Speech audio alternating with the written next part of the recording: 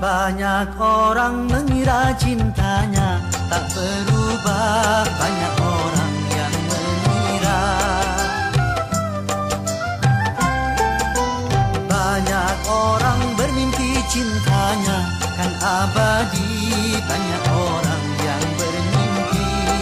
Padahal cinta manusia kan ada batasnya, pastikan ada batasnya. Tapi kasih dan sayang itulah yang abadi, kasih yang murni sejati.